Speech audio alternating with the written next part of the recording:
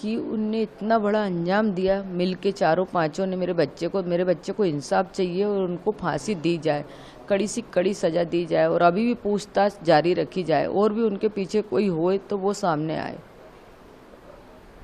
ये कहना चाहूँगा कि आप लग रहा है कि और भी लोग इसमें शामिल हो सकते हैं? हो सकते हैं, क्यों नहीं हो सकते? जब वो इतना रास्ता बदल सकते हैं यहाँ से वहाँ से, तो फिर वो आगे भी हो सकते ना।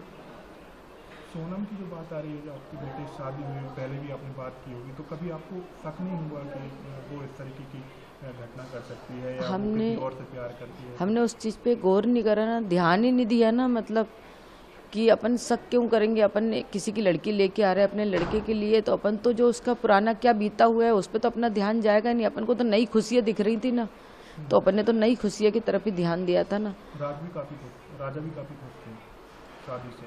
राजा बहुत खुश था, सब वीडियो में नाच रहा, कूद रहा, बहुत मस्ती कर रहा, सबके साथ बहुत खुश था मेरा बेटा। वो क्या, हम पूरे घर भर के बहुत खुश थे, क्योंकि उसकी शादी का हम बहुत दिन से इंतजार कर रहे थे। तो हमने सोचा मंगली लड़की अभी तक मिली नहीं, अब मिल गई तो कर दें। जबकि है ना, हमारे लड़के के लायक भी लड़की नहीं थी, इतनी लड़का इतना सुंदर लगता थे के बाद भी हमने सोचा संबंध जुड़ जाएंगे, अपने समाज वाले उठने बैठने लायक लोग हैं तो अच्छा लगता, समाज में चार जने बैठते उठते हैं, तो इसीलिए हमने कर दी थी। जब वो यहाँ से गए तो आपकी अंतिम क्या बात हुई थी राजा से? अंतिम बात मेरी बस यही हुई थी कि बेटा कहाँ तक पहुँच गए। तो उन्होंने बोला था कि मम्मी अभी रास्ता में हूँ। इसके बाद में उसने बोला था कि मैं एयरपोर्ट पहुँच गया हूँ। एयरपोर्ट के बाद उन्होंने फ़ोटो डाली थी, फ़ोटो में मेरे को चेन दिखी थी। तो मैंने बोला चेन क्यों पहन के जा रहे हैं, अपन परदेश जा रहे हैं। मेरे को है ना डर लगता राजा, ये कुछ चीज़ पहन के जाते हैं तो मालूम आजकल ऐसा होता है, गर्दन कट जाती बेटा जरा इसी चेन के पीछे, या तो कोई खींच के ले जाए तो अपन गिर जाएंगे।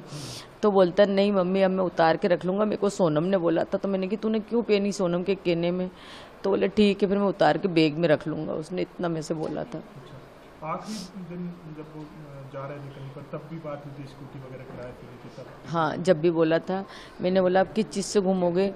तो बोले हमने स्कूटी रेंज पे ली है 3 दिन 4 दिन के लिए, तो उससे घूमेंगे। तो उसके भाई ने हंसी में बोला कि स्कूटी क्यों ली, मोटरसाइकिल ले लेना था ना, सोनम चलाती तुम पीछे बैठते। बोले कि तो मजाक करते थे।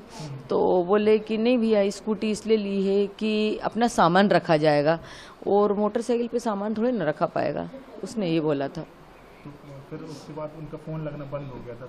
फिर इसके बाद में जो नीचे की तरफ वो रात भर रुके थे, फिर जब ऊपर आ रहे थे ना तब मैंने फ़ोन लगाया था उनको, 1 के बाद ही लगाया था, 1:30 के पहले ही था शायद। तो मैंने बोला था कि तुम लोग कहाँ पे हो? तो बोले सोनम ने फ़ोन उठाया था, राजा का फ़ोन 22 तारीख से बंद था। तो सोनम ने फ़ोन उठाया था। तो मैंने बोला कहाँ पे हो? तो बोले मम्मी अभी तो हम चढ़ाई चल रहे हैं। तो मैंने कि तुम्हारी तो सांस फूल रही है सोनम।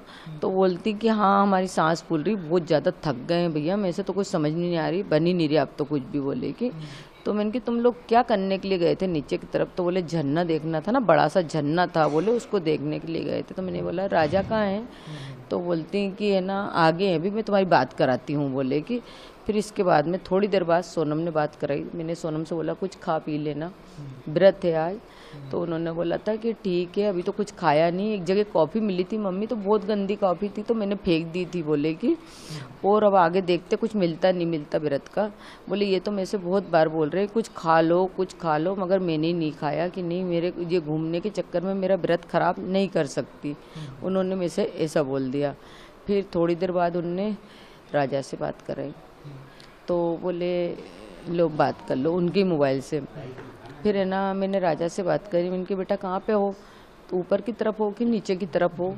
तो उन्होंने बोला मम्मी हम ऊपर पहुँच गए हैं। बोले कि जब सोनम से बात करी थी, जब थोड़ा बहुत बचा होगा उनका ऊपर आने का, तो बोले ऊपर पहुँच गए हैं। तो मैंने कि क्या कर रहे हो? तो बोले हम केले खा रहे हैं। तो मैंने कि खा लेना बेटा, टाइम से कुछ खाते पीते रहना। तो बोले हाँ केला खा रहा हूँ। पहले तो उसने हूँ करी, तो मैंने बोला हूँ क्या कर रहा है, मैं इतने हंस हंस के बात कर रही हूँ तैसे तू हूँ कर रहा है। तो बोलता कि कहीं नहीं मैं केले खा रहा था। तो मैंने कि कब आओगे? बस अब जहाँ से थोड़ी देर बाद तो यहाँ से निकलेंगे। तो मैंने कि घर कब आओगे? तो बोले 2 दिन बाद आएंगे। मैंने उससे भी यही बात करी, ऊपर की तरफ क्या देखने आए, नीचे की तरफ क्या देखने गए थे? तो उन्होंने बोला ऊपर से ऊंचाई से अच्छा दिखता है, नीचे तो मतलब हम गए थे रात भर रुके थे, ऊपर तो अब हम जाएंगे तो रूम तरफ ही जाएंगे ना उनके, होटल तरफ जाने के लिए ही आए थे। मेरे को ये नहीं पता था कि ऊपर से आते तो जाते हैं, नीचे से जाते हैं, ये मेरे को नॉलेज नहीं था, इसलिए मैं उससे ऐसी बातें कर रही थी मतलब। तो बोले ठीक है मम्मी, तो मैंने बोला बेटा फ़ोटो भेजो तो बोले मम्मी नेटवर्क की प्रॉब्लम है, क्योंकि उसके पास का फ़ोन तो बंद था और सोनम ने उसको बोल रखा था कि तुम्हारे फ़ोन में तो नेटवर्क आता नहीं है, तो उसने रख लिया था।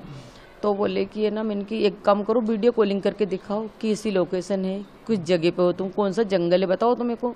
तो बोले मम्मी नहीं, बोले अभी बाद में दिखाऊंगा, उसने इतना बोला। इसके बाद में कोई बात कराई थी? हाँ करा दी थी सोनम। 23 तारीख तक। हाँ आखिरी बात 23 तारीख तक हुई थी, 1:30 के पहले हुई थी। कोई की नेटवर्क नहीं आ रहा है? हाँ बस यही।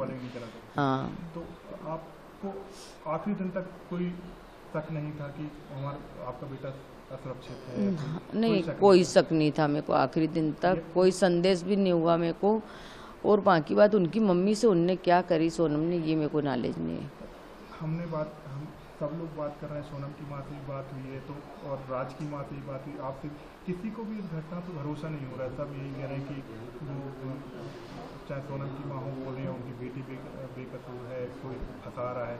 राज से जो बात हो रही थी, राज उनके जो प्रेमी बताया जा रहा है, वो उनकी माँ से मैंने बात की तो वो भी बोल रही है कि हमारा बेटा बेगुनाह है।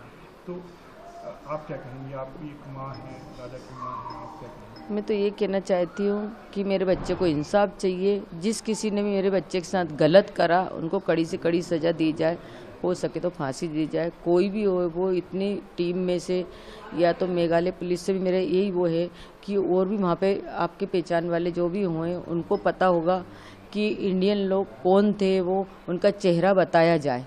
बस मेरी यही दरखास्त है बस।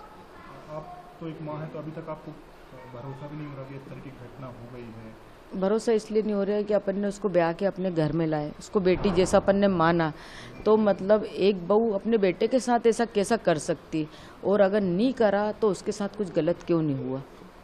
आपने बोला कि आप और भी लोग 4-5 जो हैं अभी पकड़ा गए, लेकिन आप शक है कि और भी हो? हाँ मेरे को अंदर से शक है कि और भी हों उनके टीम में। अब वो कौन हो सकते ये तो मेरे को नॉलेज नहीं है, वही लोग ही बताएंगे, जब उनको सटके पड़ेंगे ना तो ऑटोमेटिक पता चलेगा। जैसे सोनम के घर वाले जो हैं, क्या उन्हें आपको लग रहा है कि इस सब के बारे में पता हो सकता है? क्या उनने भी कोई बात आपसे छुपाई हो शादी से पहले कि उसका किसी से प्रेम संबंध है लेकिन वो वहाँ शादी नहीं कर रहा है, आपसे कर रहा है, कुछ चीज़ छुपाई हुई? क्या आपको लग रहा है? हो सकता है, देखो हर माँ बाप छिपाता है कि शादी के बाद तो सब माहौल ठीक हो जाता है, हो जाता शादी के माहौल सब माहौल ठीक, और हमने छिपाई नहीं छिपाई वो उनको पता है, अपन को इस चीज़ के बारे में कुछ नॉलेज नहीं है। हो सकता है छुपाया होता है, क्योंकि छिपाई होगी तो उनकी माँ को ही पता हो सकता है, उनके बाप को और भाई को तो कुछ चीज़ का नॉलेज इतना नहीं हो सकता, क्योंकि माँ अपने बच्चे को बचाना चाहती है। फांसी की सजा की मांग कर रहे हैं।